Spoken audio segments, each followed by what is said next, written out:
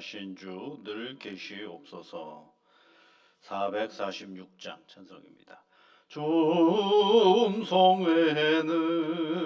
참 기쁨 없도다. 날 사랑하신 주 늘 계시옵소서. 기쁘고 기쁘도다. 항상 기쁘도다. 나 주께 왔사오니 복주옵소서. 나 주께 왔으니 복주시옵소서. 께 계시면 큰 시험이기네. 기쁘고 기쁘도다. 항상 기쁘도다. 나 주께 왔사오니 복주옵소서. 주 떠나가시면 내 생명 헛되네. 기쁘나 슬플 때 늘 계시옵소서. 기쁘고 기쁘도다. 항상 기쁘도다. 나 주께 왔사오니 복주옵소서. 그 귀한 언약을 이루어 주시고 주 명령 따를 때 늘 계시옵소서. 기쁘고 기쁘도다. 항상 기쁘도다. 나 주께 왔사오니 복주옵소서.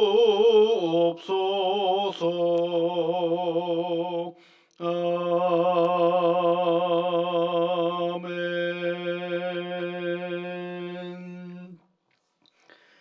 만복의 근원이신 여호와 아버지 하나님, 오늘도 우리에게 새로운 날을 허락하여 주셔서 감사를 드립니다. 기도하며 이 하루를 시작하는 사랑하는 주의 자녀들의 이 마음과 몸을 주장하셔서 오늘도 하나님 때문에 늘 감사와 기쁨의 삶을 살아내는 복된 날이 되게 이끌어 주시옵소서. 하나님께 간구할 수 있다라는 것이 우리에게 얼마나 큰 은혜요 복인 것임을 오늘도 살아가면서 알게 하여 주시고, 크고 놀라운 은혜와 복으로 함께 하시는 하나님을 새롭게 만나는 복된 새날이 되게 인도하여 주시옵소서. 거룩하신 아버지 하나님, 12월이 시작이 되었습니다. 한 해의 마지막 달을 저희들이 보내고 있는데 매 순간순간 하나님 감사함으로 성실함으로 오늘을 잘 채워서 2025년도를 맞이하는 귀한 시간이 되게 이끌어 주시옵소서.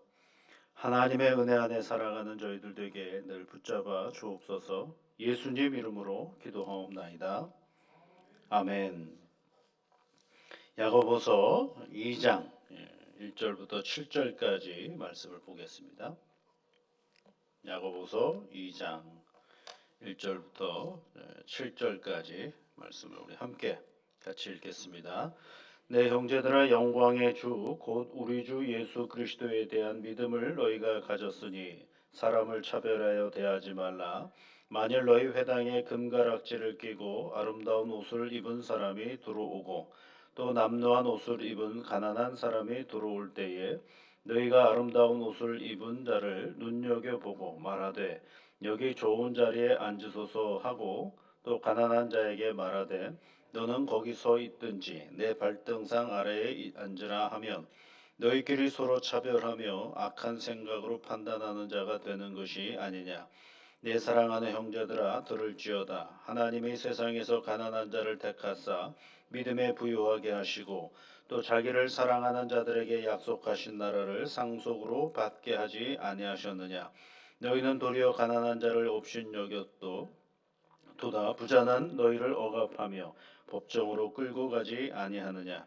그들은 너희에게 대하여 일컫는 바 그 아름다운 이름을 비방하지 아니하느냐. 아멘. 우리가 그런 얘기를 했죠. 이제 그 경건에 얘기해서 경건에 대한 얘기를 했습니다. 1장 끝부분에 가보면 경건은 해가지고 이제 26장 26절 27절에서 경건에 대한 얘기를 했는데 경건이 크게 세 가지라 그랬어요.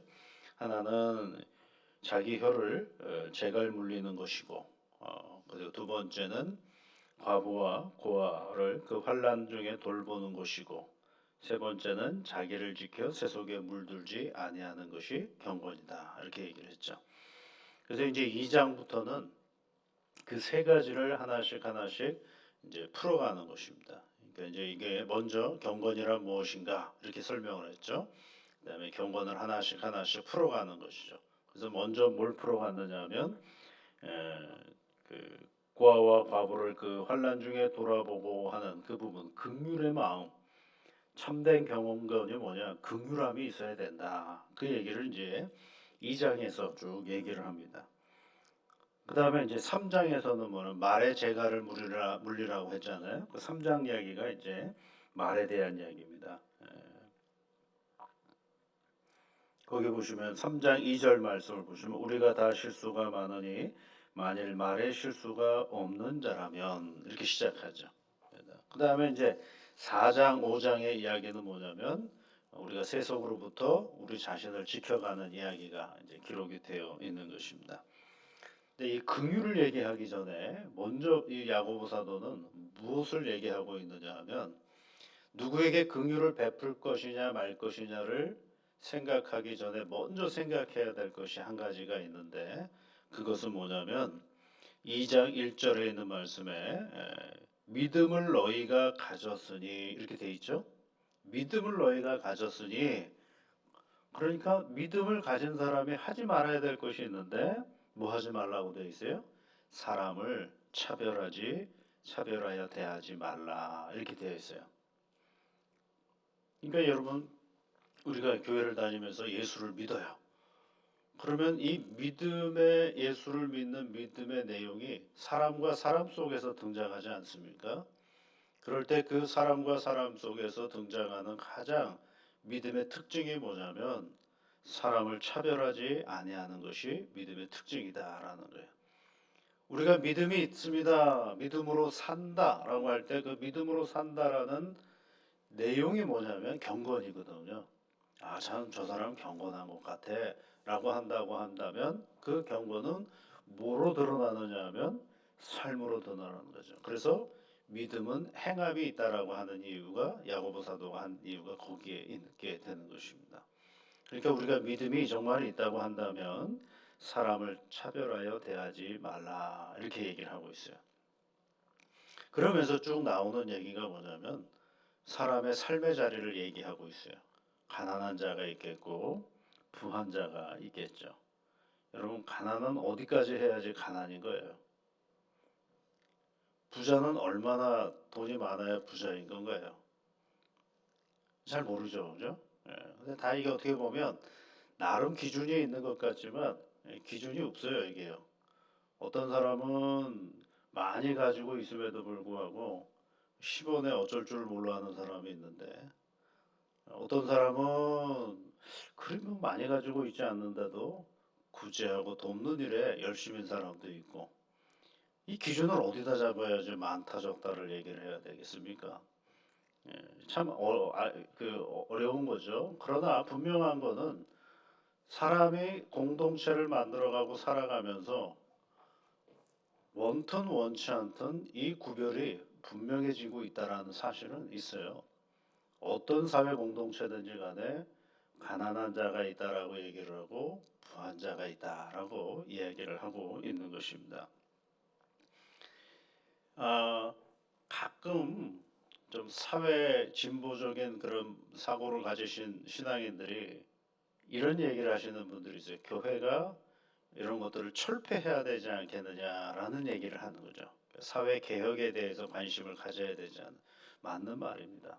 그런데 여러분, 예수님이 이 세상에 오셔서 가만히 보시면 사회를 전복하거나 사회를 개혁하거나 그런 일은 하시지 않으셨어요. 정말 예수님이 하신 것은 뭐냐면 그 사회 속에 있는 네가 믿음을 가진 네가 뭘 하고 있느냐 그걸 물어보셨거든요. 그래, 그거 문제 있는 거 내가 알아. 근데 그 문제 가운데 사는 너는 뭘 하고 있어? 이걸 그걸 물어보신 거거든요. 그러니까 믿음을 가진 너는 그런 사회 속에서 무슨 생각을 하고 살고 있으며 무슨 태도로 삶을 살아가고 있어? 라고 얘기를 하는 거죠. 그러니까 예수님은 여러분 바리새인들하고 늘 부딪히시면서도 바리새인들이 없어져야 된다는 얘기를 하지는 않으셨어요. 성전에 이것저것 문제가 많이 있었다라는 건 알지만 성전을 없애버리시는 것이 아니라 성전을 뭐 하는 집이라고 말씀하셨어요?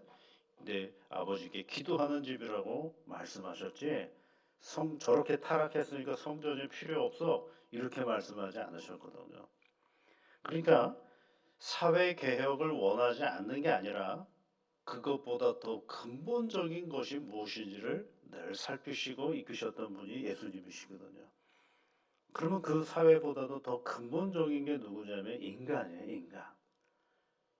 정말 우리가 하나님을 믿고 살아가는 인간이 이 세상 속에서 어떻게 존재해야 되는가라는 것을 얘기하는 거예요. 사회에서는 가난한 자도 생길 수 있고 부한 자도 생길 수 있고 어떤 사람은 수치상으로는 저 사람 가난한 사람 같은데 본인 스스로가 부하게 살아가는 사람도 있고 어떤 사람은 야 저렇게 많이 가졌는데 뭐가 부족해서 이렇게 말하는데도 부족하다라고 말하는 사람도 있고 이런 다층적인 사회 속에서 살아가고 있는데 중요한 게 뭐냐면 우리가 믿음을 가진 사람이 교회 공동체 안에 누군가가 들어왔어요. 그런데 가만히 보니까 옷도 좀 잘 입고 손가락에 금가락지도 끼시고 교회 오실 때 보니까 멋진 자가용 가지고도 오시기도 하고 이러거든요. 그러더니 믿음을 가진 이 구성원들이 그 사람을 보고 과도한 굽신거림이 생기기 시작하는 거죠. 여기가요. 환대한다라고 바로 볼 수도 있죠. 좋은 말로 말하면 환대한다고. 그러면 누구도 환대를 해야 되느냐면 그렇지 않은 사람도 환대를 해야죠. 그런데 그렇지 않다라는 거예요.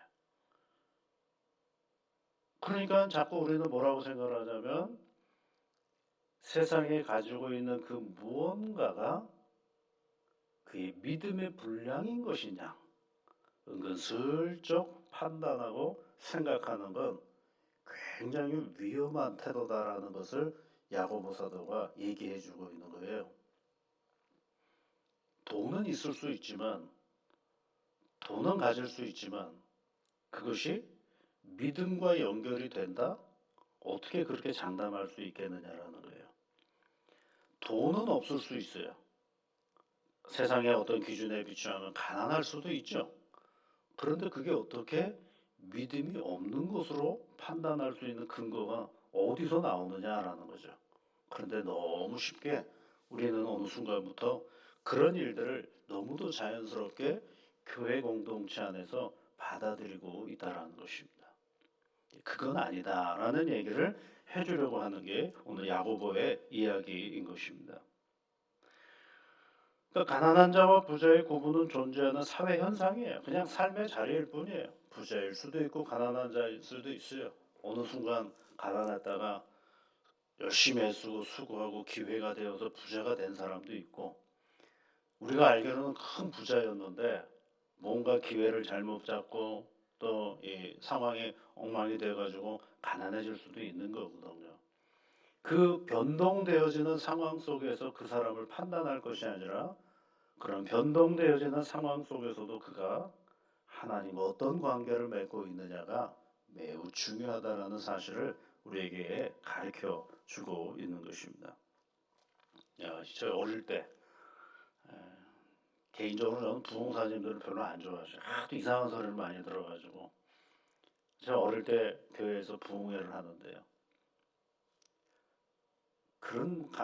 아직도 그 문구가 기억나요. 막 말씀을 하시다가 이 재물에 관한 얘기를 한 적이 있었어요. 그 부흥사님이. 그런데 뭐라고 하냐면 얼마나 예수를 오래 믿었는데 아직도 집 한 칸 없냐 이렇게 얘기를 하시더라고요. 얼마나 예수를 오래 믿었는데 이거 회중들 앞에서 그냥 누구에게 얘기하는 건 아니고 불특정 다수에게 얘기하는 거죠. 얼마나 예수를 오랫동안 믿었는데 아직도 집 한 칸 없어? 이러면서 얘기하시더라고. 근데 저희 집에 없었거든요 그때. 근데 그 말이 굉장히 충격적이었어요 저한테는요. 얼마나 예수를 그때 이제 한창 그 예민한 나이대가 된 고등학생 때쯤 됐으니까 예수를 잘 믿는 것과 집을 얻는 것과 어떤 관계가 있는 걸까? 그러니까 그 관점은 제가 알아요. 예수를 잘 믿으면 하나님께서 복을 주신다라는 그런 의미라는 건 알겠지만 그러나 많은 회중들이 지금도 애쓰고 수고하는 누군가에게는 그 말이 얼마나 이 비수와 같은 말이 어린 저한테도 비수가 되었는데 한참 수고하고 애쓰는 누군가에게 그 가장의 입장에서 본다 그러면 이거 얼마나 힘든 말일까라는 생각을 해보게 되는 거죠. 조심해야 됩니다, 여러분. 우리가 교회 공동체 안에서는 세상에 가지고 있는 재물의 유무가 믿음 생활하는 데는 도움이 되는지는 모르겠지만 믿음과는 연결되는 것이 그렇게 아니다라는 사실을 꼭 기억하셔야 됩니다. 가난하도 불편해도 예수를 잘 믿는 분들이 계시고요. 부해도 예수를 잘 믿는 분이 계셔요. 반대로 가난하기 때문에 예수를 등한히 여기는 분들도 있고 부자임에도 불구하고 예수를 등한히 믿는 사람들도 있어요.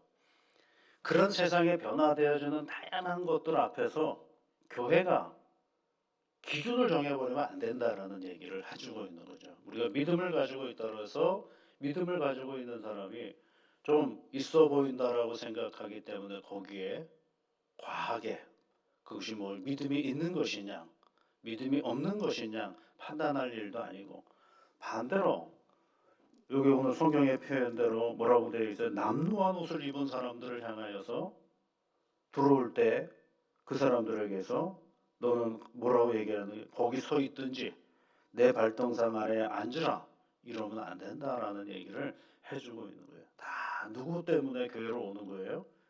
예수님 믿으라고 교회 오는 거니까 그 모든 사람들은 다 어떻게 해야 된다는 거예요? 하나님 안에서 존중받아야 된다라는 것입니다.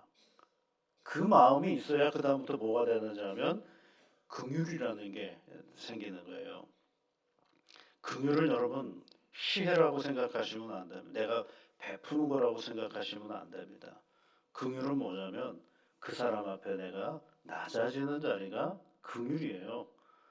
시혜는 뭐야? 내가 위에 있어서 내 도움을 너한테 줄게 이런 태도거든요. 그럼 줄 수도 있고 안 줄 수도 있는 거죠. 내 마음에 따라서. 그러나 긍휼은 그게 아니고 당신은 나보다 멋진 사람입니다. 당신은 하나님의 사람입니다. 라고 내가 인정하면서 내가 가는 자리가 긍휼의 자리거든요. 그러니 그 사람을 당연히 높임받을 수가 있는 자리인 것입니다. 그러니 세상의 기준에 따라서 성공한 교회는 때로는 하나님을 실패하게 하는 교회들이 많아요. 한번 여러분 아이러니컬하지 않습니까? 교회 우리나라에 큰 교회들이 얼마나 많아요. 근데 왜 이렇게 세상으로부터 욕을 먹을까요? 하나님의 교회가 왜 욕을 먹습니까? 그건 어떤 신학자의 표현에 의하면 교회는 성공했을런지는 모르겠지만 하나님은 실패하게 했다라는 얘기로 표현을 하더라고요. 하나님의 교회가 커질런지는 모르겠지만 하나님의 이름은 땅에 떨어지는 경우다라는 얘기를 하고 있는 것입니다. 정말 중요한 게 뭐냐면 우리가 예수를 잘 믿는다라고 할 때 정말 중요한 건 뭐냐면 내가 죄인이었을 때 구원받은 그 은혜를 가지고 아무것도 없는 우리가 하나님의 은혜를 받았다라고 하면 그 그 누군가를 있고 없고로 사람을 판단할 것이 아니라 아무것도 없어도 하나님의 사랑을 받는 사람이다라는 사실을 우리 스스로가 생활 속에서 그것들을 잘 드러내어야만이 교회라는 존재가 세상의 빛과 소금의 역할을 능히 잘 감당할 수 있게 되는 것입니다. 그래서 이 교회 공동체 안에서는요, 요런저런 그냥 암암리에 넘어갔던 차별의 의식과 문화가 있다라고 한다면 차근차근 고쳐나가야 됩니다. 복음 안에서 그것들을 차근차근 고쳐나가서 모두가 하나님 앞에서 존중받고 사랑받는 사람이라는 그 사실을 나도 알게 하고 함께 알게 하고 하나님께 영광을 돌리는 신앙의 터전이 되어야 합니다. 오늘 2장 1절에 있는 말씀 여러분 잘 기억하시면 좋겠습니다. 믿음을 너희가 가졌으니 뭐 하지 말라고요? 사람을 차별하여 대하지 말라. 이 한 구절만 잘 생각하시면서 오늘 우리 누군가를 만날 때 혹여 우리의 말 속에 차별이 들어가고 있지는 않은가, 또는 내 태도 속에 나의 우월함이 그 사람의 마음을 상하게 하고 있지는 않는가, 이런 생각들을 한번 해보시면서 함께 살아가다 보면 하나님의 크신 은혜를 또 경험하는 복된 기회가 되시기를 주의 이름으로 축복합니다. 같이 기도하겠습니다. 하늘에 계신 우리 아버지, 아버지의 이름을 거룩하게 하시며 아버지의 나라가 오게 하시며 아버지의 뜻이 하늘에서와 같이 땅에서도 이루어지게 하소서. 오늘 우리에게 일용할 양식을 주시고 우리가 우리에게 잘못한 사람을 용서하여 준 것 같이 우리 죄를 용서하여 주시고 우리를 시험에 빠지지 않게 하시고 악에서 구하소서. 나라와 권능과 영광이 영원히 아버지의 것입니다. 아멘.